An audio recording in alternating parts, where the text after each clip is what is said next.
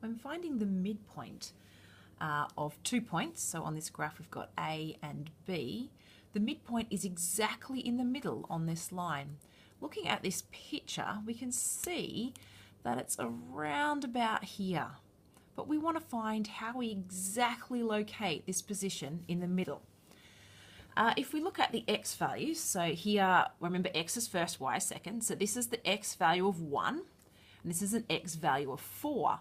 And we know the middle of the line will be exactly halfway between 1 and 4.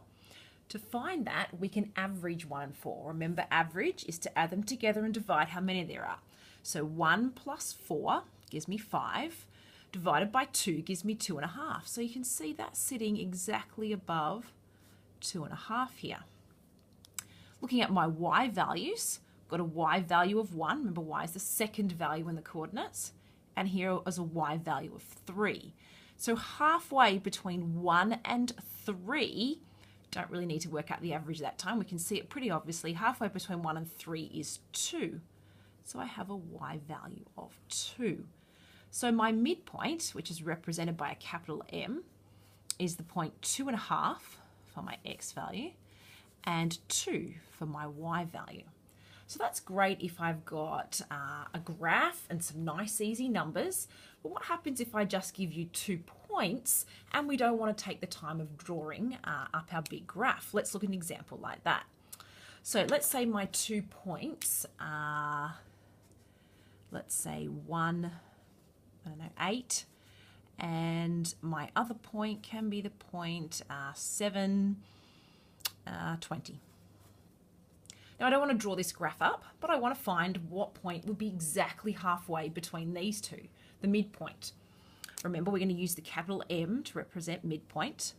Now remember, the x value of our midpoint must be exactly halfway between these two x values. So I have an x value of 1 and an x value of 7. To find halfway between, I average them. So the average is 1 plus 7 divided by 2.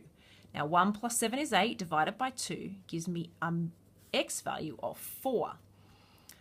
Looking at my y value, 8 and 20 are my y values up here, because y is the second in the coordinates. And I'm going to average those again. So 8 plus 20 divided by 2. So that's 28 divided by 2 is 14. So my M, my midpoint of these two coordinates, is the point 4 and 14. So that wasn't too bad. What if I make it a bit trickier and give us some negative numbers this time? So let's say I've got my first point, we'll call it C. It's going to be -3, 5. And my second point D is going to be 8, and then -7. We use the same method to find the midpoint this time. We're still going to average them. We're just going to use negative numbers this time. So capital M for midpoint. Okay, let's one of my x values. I've got an x value here of -3 and an x value here of 8. Average them just like above, where you add them together, divide by how many there are. So -3 plus 8 divided by 2. If that's not obvious to you, grab a calculator, type it in, and it'll give you the answer. Okay, so -8 plus 3 is 5. 5 divided by 2 is 2.5, or 2.5. Don't mind which way you write it. Let's look at our y value. So the y value here is 5. The y value here is -7. I'm going to add them together. So I'm going to do 5 plus -7. What does plus minus mean? Remember, a positive and a negative means a negative. So that just means 5 minus 7 being divided by 2. Now 5 minus 7 is -2. -2 divided by 2 is -1. So my y value is -1.